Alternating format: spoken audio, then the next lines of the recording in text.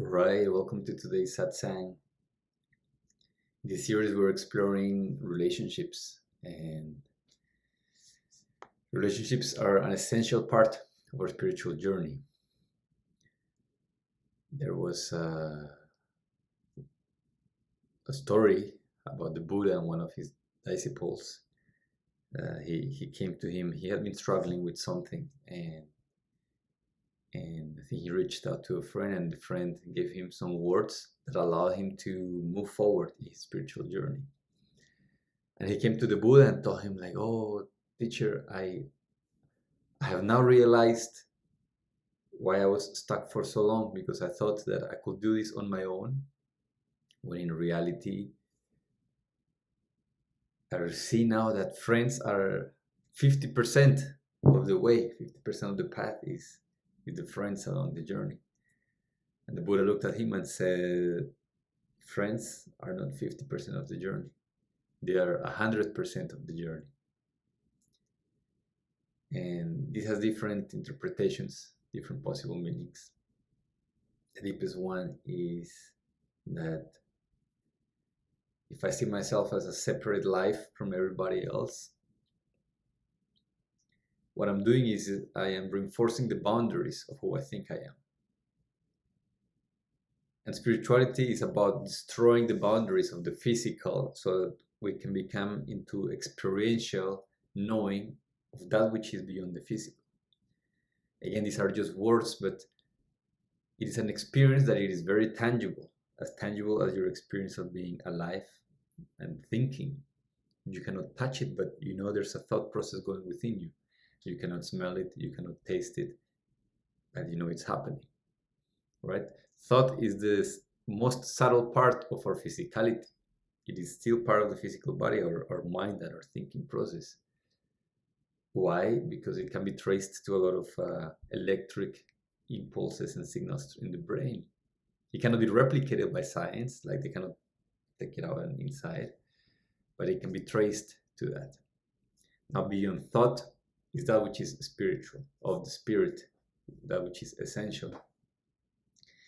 And throughout traditions, Buddhist, Hindu, even shamanism in Central and South America, indigenous cultures throughout North America, a lot of different European traditions, I would say even Muslim, Catholic, Christian, even the religions, even the ones that are very dogmatic, at the core of them, before they were twisted by people with their own agenda, what they had was hidden, or in an explicit way, tools and practices to help us transcend our limitations, our boundaries.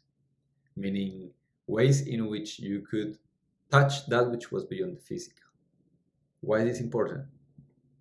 Well, if all I know throughout my whole life is my body and my mind, sure, I can take good care of them. I can take good care of my body, eat well, try to live for a long time and age properly. I can take care of my body, of my mind, learn to play some instrument, engage in intellectual conversations. But inevitably, at the time of death, anxiety will kick in and fear will come. Why? Because if all I know is my mind and my body, and I know I'm going to lose them, then there's a natural fear. If that's all I have known in life, the thought of not having that creates panic. So coming in touch with a part of ourselves, a part of life that is beyond the body and the mind, is essential to face and free ourselves from that fear, the fear of death, the fear of what is beyond that. And it turns out that learning to loosen our boundaries, learning to let go of our limitations, is as well the core of the spiritual process. It is what allows us to live well. It is what will allow us to live well no matter what. Doesn't mean that you cannot chase or work hard on building wealth, abundance, a beautiful relationship, have a family, be of service. But ultimately, your joy is going to come from knowing that there's something that cannot be taken away from you. Your family can be taken away from you. Your comfort where you live can be taken away from you. Everything can be taken away from you, but the peace, the life, the light that you are. So touching that in a very practical way is essential for us to be able to, well, for us to be able to live well. Okay, so we have that. We have an understanding that the more isolated I feel from the world, the more I push the world to a distance. It's not because I'm becoming more spiritual, but actually I am becoming more isolated. So friends, relationships are a big part of the spiritual journey. Doesn't mean that we need somebody else to achieve our own realization. However, for most people, especially those of us in the Western world, the West in a round world, which is a strange concept, for those of us that want to be engaged and involved in life and with others, relationships have to be managed in a very sensible way.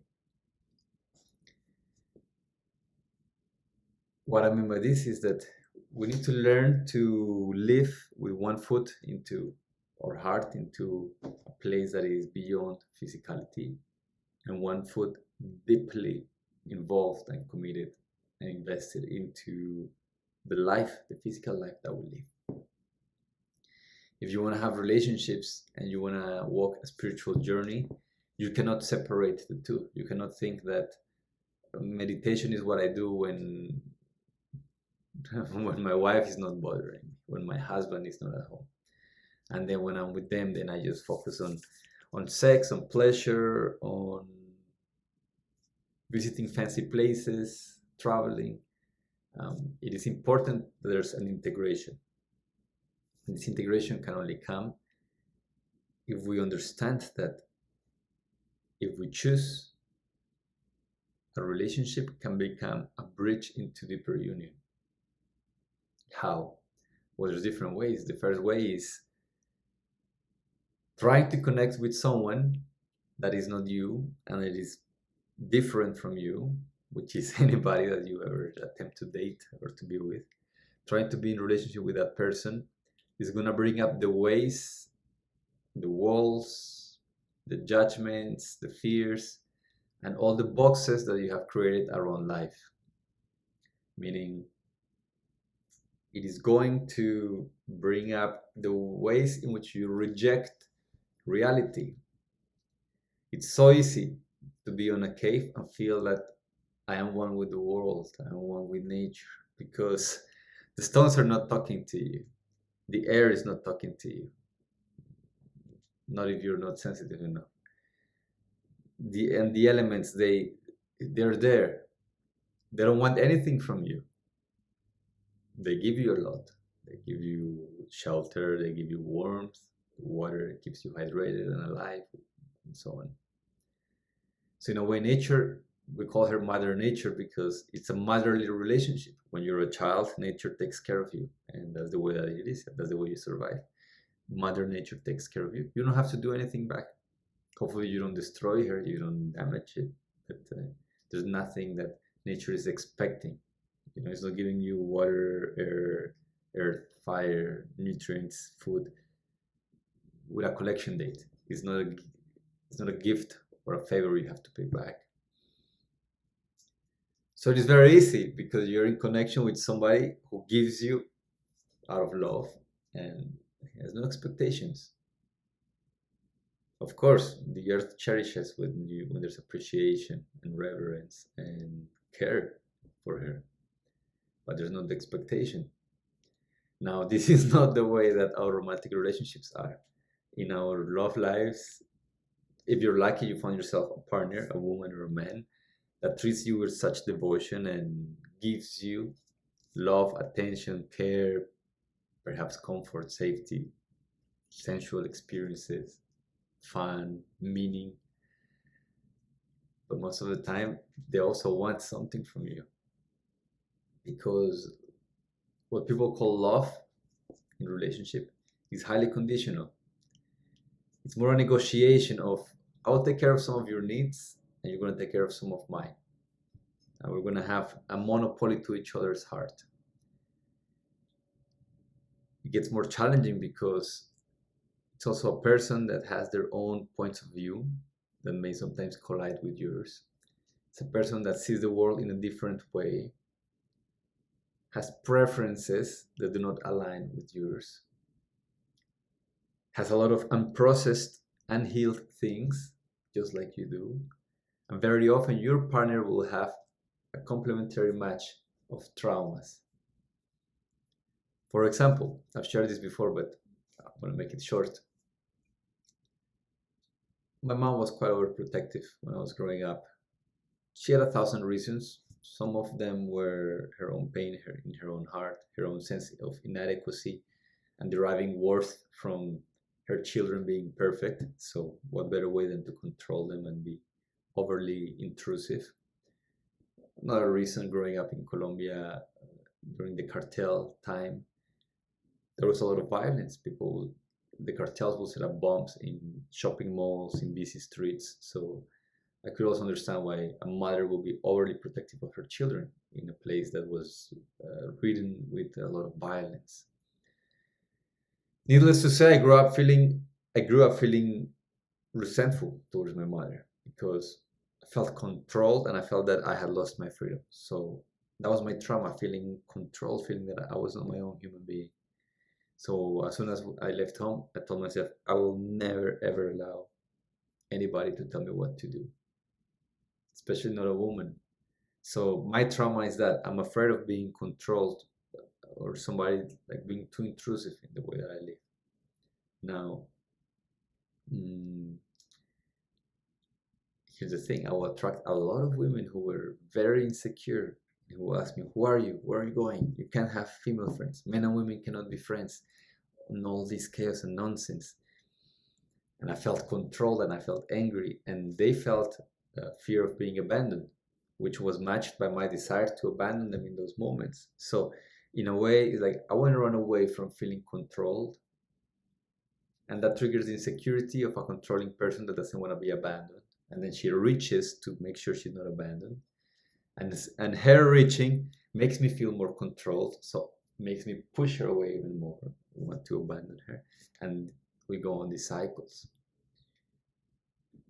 until I take care of my own pain, my own trauma, my own karma, like, which is the unhealed, disharmonious tendencies of my energies. In yoga, they call it vasanas, and it's the tendencies of the mind. You know, if you Ramdas said that if a pickpocket meets a saint, all he sees are his pockets. If you and I go through a town and you're hungry, and I'm worried because I'm driving and the car, something sounds funny, we both go through the same town and you're looking at where there may be restaurants or people eating, and I'm looking for a mechanic. Maybe none of us finds what they wanted and we leave town, but at the end, you and I went through different towns. Even though we were in the same vehicle, even though it was the same place, we went through different towns because what you paid attention to was defined by your own needs, desires. And same for me. These are our vasanas, our tendencies. This is what somebody likes certain places, really dislikes some others, likes certain people, really dislikes some others. So a lot of our life, if not most of it, is defined by this. Our romantic relationships especially are defined by our vasanas, meaning depending on the way that we grew up, there are things we really love, things we really fear or hate, character traits, even physical traits that we feel attracted to, and others that we feel turned off by. Being in a relationship with someone brings all of this to the surface very quickly. This is why it is a path that can take longer than just sitting in a cave. In a cave, you're dealing with your own mind, which most people cannot do on their own. Therefore, they live in a city. You and I are probably those people. If you were okay just being in a cave, you probably won't be on YouTube watching this video. And that's okay. there are different paths for everybody, and there's different times and different ways in which our spiritual path unfolds. And for us that grow up in a more busy place, like in a civilization that is constantly pulling our attention through these devices and endless entertainment, then our spiritual journey has a different flavor, perhaps a different degree of challenge, and that's that we are in it. Being meditative and happy and peaceful and joyful when you are out in nature is not too complicated. Nature cooperates. Being like that at the core of downtown, busy city, when you see poverty and chaos and crime, and hunger and starvation, and people are closed off, that is more difficult. But ultimately, my spiritual journey is, can I be inclusive of the world around me? If we see our spiritual quest as becoming one with God, because this is what it is for the Christian, for the Muslim, for the Hindu, it's like becoming one with the source of creation. Some call it God, being next to God. Oh, that means becoming one with God. What does that even mean, to become one with God? If we assume that God is that which created everything, and that out of which everything was created, like the foundational energy, the creative principle, then God is everything and everyone. So to become one with everything and everyone means that I experience myself as one with all that is outside of me. People, nature, inanimate objects. I just feel that I am one with all of it. Some people touch this place through psychedelics. They have glimpses of it. Through meditation, it is more consistent, and through spiritual practice, you can start to abide more in that place where you go out for a walk, you see another person on the street. No matter how grumpy they are, you see them, and you see just a mirror. You can see you're just one consciousness split into different containers. You're the same water, just split into different vessels. Now, this gets really tricky and really challenging when we have a romantic partner. And that's why it is trial through fire and growth through fire, because a romantic partner is someone that you live close to, assuming you live together or you see each other very often. So the parts that you reject and shame in yourself, you're very easily gonna find them and reject and shame them in the other. If you grew up with a father that was very loud and maybe violent, perhaps you grew up thinking, I'm never going to be like him. Meaning you repressed your own anger. And perhaps you allow people to take advantage of you. You don't draw boundaries. You don't say no when you mean it. Maybe you're a pushover. Maybe people see that you will never draw a clear line. So you may be a little resentful around work, around your relationships, or too agreeable, too nice, a nice guy, a nice girl. Not wanting for anybody to be upset, especially you, because you saw how mom or dad were when they were upset, and that was nasty, and you didn't want to be like them. So you repress that part of yourself, and you're likely to find yourself in a relationship where your partner is outspoken, and you judge them and shame them, and you think they're violent like your father was. But in reality, what you don't see is that what you're judging, what they're showing you, is that you have part of you that is still fragmented. There's a part of you that you have not owned. And it's not violent anger. You don't need to become like your parents and, okay, Nico told me I should own all of myself, so I'm going to yell and kick things around. It doesn't work that way. But there's a feeling that can have healthy or toxic expressions. That is the anger. There's healthy anger, there's toxic anger. The fact is that anger can come up as a boundary, as a look, as a decision that you make, stand that you take to ensure that what is important is respected, harmony at home, love, appreciation, But if you're disconnected from that, you keep judging the other person, resenting them, and playing victim. And like this, there's 1,000 examples in which what we judge in the other is a part of us that we have not learned to own. Meaning, we are not even one within our own body, within our own mind. Most people cannot focus for more than 30 seconds on one thing. We grab this and we just go endlessly. Now sit with your eyes closed for 1 hour. Most people just start becoming antsy. Start thinking about work, about this thing, fears, traumas, pain, worries, anxieties. Most people cannot handle it. Even in prison, the worst thing you can do to a human being is to put them in solitary confinement. Imagine this, in a prison, maximum security prison, where the people that you get to hang out with are the worst people you could get to hang out with in terms of, the place where they must have been to commit murder, rape, and more. Maximum security prisons are where they send people who have done severe crimes. So you want to hang out with a bunch of pedophiles, rapists, murderers, you're in a maximum security prison. It is even a punishment to keep you from hanging out with, I don't want to say ugly people, but people who've done ugly things.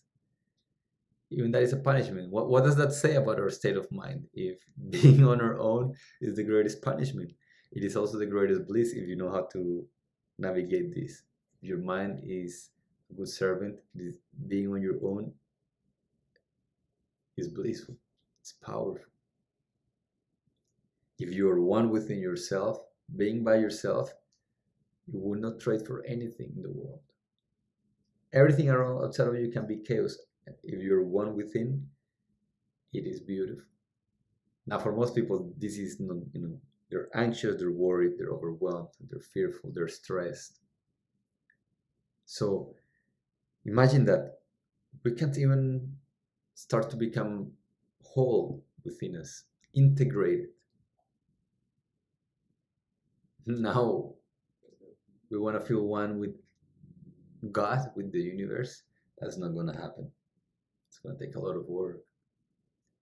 But a relationship is a way to practice, at least at times, through certain glimpses, becoming one with one more person. And that is extremely difficult. That's a lifelong journey. That is a big part of my work. People spend years, a lot of money, a lot of tears, trying to relate well to their loved one. Whoa. This is why our relationships are a profound bridge towards spiritual practice, because they bring up everything that is in the way of us being able to open our heart enough to become one with someone else. Our judgments, our fears, the things we hold in shame, in contempt, the things we want to reject from life. All of the trauma that we have not yet processed very often comes in a relationship. The more loving the other person is, the more their heart is open, the more they're actually there with us, the more of our nonsense comes up, because we want to disconnect. It is vulnerable to be seen and loved fully. And it is hard because it confronts us. If this person really loves me and loves me so deeply, and I treat them so poorly, I gotta get my shit together. If this person is so supportive and caring and generous and kind, and I know the nasty stuff that lies deep within my heart and my psyche, the clearer the light, the stronger the shadow. And that happens in relationships. If you're fortunate enough to be dating someone that is a beautiful human being, that has done a lot of their work, you're probably confronted with all the places and all the areas in which you have yet to do yours. And that is a gift. Very often a gift that is misused, because the more triggered I feel, the more I think there's something wrong with my partner. Oh, I just picked the wrong man, the wrong woman. I deserve better. You deserve what you got. If you deserved better, you would have gotten better. Let's make it clear. I deserve to be paid more for the work that I do. It's arguable, you know. Other than specific cases, you have the job that you actually deserve with the pay that you deserve. If it was more, you would have negotiated for that. You would have been somewhere else working for what you think your work is worth. But you settled. You said okay to something that you feel was not okay. So a part of you feels that this is good enough. A part of you settled for that. What you're willing to settle down for and what you deserve are the same thing. Because if you felt truly in your heart that you deserved more, you would have not settled down.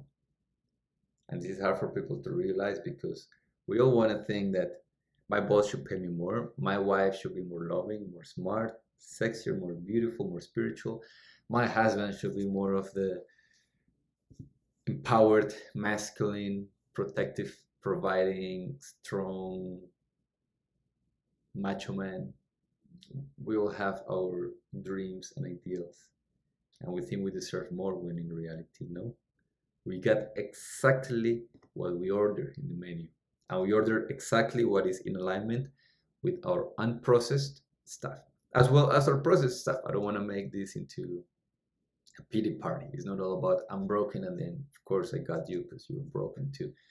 No, there's beautiful things in me that for sure also drew beautiful things in you. But when it comes to our spiritual journey, we need to understand that I don't deserve more than what I have right now. If I did, I will have more.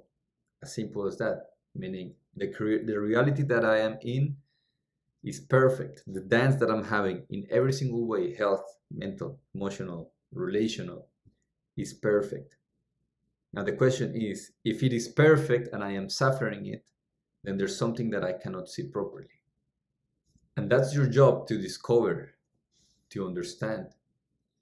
It is your job to realize that maybe there are things you don't see about yourself that could be improved. Maybe there are ways in which you close down that you could open into. Maybe there's a lot of rigidity. Maybe there's a lot of fear and validation that you're still seeking outside. The more that you take care of this, of everything that comes up in relationship, the faster your relationship is going to change. And it's going to change in one of two ways. It's going to change as in you just outgrow your partner because you became a different person thanks to the feedback that you got from that relationship, and you got to a point where it was crystal clear to you that you couldn't continue together, and that's okay. Or and this is what happens quite often, more often than people would like it to, as you get your own nonsense organized, your partner becomes different. They're more loving, they're sweeter, they're more sexy. You like them more, and you ask yourself, like, where was this person all along? You used to be nasty, you used to be difficult to communicate with, you used to not take care of yourself. And the truth is that our own pain has a way of spilling into the relationship. If I wake up and I look at you as a nagging woman and I'm annoyed by you and I think I could have done better and some more women are hotter and more spiritual and smarter, even if I don't say anything, I don't need to say it, because if we come back to that place where we understand that we're just the same water in different vessels with one consciousness split into a lot of different bodies, there is a part of her or of him, maybe not a conscious part, but there is a part of them that knows everything I think of them. And that part generates a feeling within them. And the feeling can be, I'm not good enough, I'm not loved, I'm not accepted, I'm not welcomed as I am. And they're going to suffer that. They're going to feel judged, even if you never speak a word of judgment. And they're going to act as someone who is in pain. Maybe they feel judged. Imagine, just think of a person that really judges you. Imagine someone who talks trash about you. The last person that you knew that maybe was betraying you and speaking nonsense about you to friends, family, colleagues. What part of you comes up when you meet that person? Or if you were to meet them, what's the part of you that comes up? For most people, it will be first, they won't even want to connect. And if they did, there will be a certain anger, contempt, like disgust for this hypocrite, rage, maybe even a little bit of malice and vicious desire for revenge. You know, you look down at that person because you know that they're judging you and they're talking trash about you. And when you come to a conversation, you're almost looking down at them and seeing them as lesser than because of all the nonsense that they said and thought about you. On the other hand, think of your grandma or somebody who really loves you, your dog. What part comes, the part that comes out from most dog owners with their dogs, it doesn't come because they're good dog owners, not always, but it comes because they know that this dog loves them so deeply, even when they're terrible dog owners. So when you see this little being that is just wagging its tail and happy to see you, it's like, what part comes up? Even if you're angry, stressed, jaded with life itself. I know people who were suicidal, whose dogs got them through that, or they were going through severe anxiety, depression, and it was their puppy, their dog, that got them through that. Why? Because it started bringing up caring, loving, playful, alive, connected part of them. So, and the dog doesn't need to say a word to bring those parts of us. Babies have the same effect on most people, you know, unless there's something profoundly wrong with you. Looking at a baby or a puppy incites love and caretaking. The same thing happens with our partner. When I'm judging you, even if I don't say a word, when you come to talk to me, you're in a different headspace. And the opposite is also true. If I love you, appreciate you, I feel so grateful for you being in my life, when you come to talk to me, you come with a certain vitality and energy. So even if you don't say anything, your partner can feel it. Meaning that if you change, if you radically transform the way that you see them and the way that you feel, don't be surprised if suddenly they're different people. Why? Because you made it easier for them to be more loving with you. So, of course, it's still two different human beings, and there will be friction when you every time that you try to collide two different pieces of life into one. Arguing or having disagreements is not the problem. The problem is not knowing how to repair them. For that, you can browse my channel. I made a whole video just on the art of repairing relationships. But a relationship as a source of spiritual growth is rooted in that first, it brings out all the stuff that you judge within yourself, all the traumas that you carry, all the unprocessed karma, all the vasanas that have not been tended to. Secondly, it allows you to practice to be inclusive of one more life. You don't have to go for all of the earth, all of the universe, or even your whole country to feel one with everything and everyone. You can't do that right now. Start with one. Can you do it with one more person for a few minutes at a time? Sexually, this can happen for a lot of people. But relationally, can you see your wife, your husband, your partner as an extension of you? Can you treat them as such, as, oh, this is an extension of me? That is part of the spiritual journey. Can you have compassion for their flaws, appreciation for their rich virtues?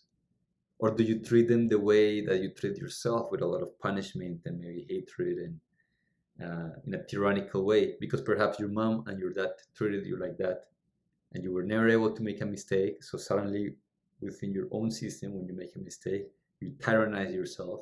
And when your partner is not being the idealized partner, when they're falling short of perfection, you tyrannize them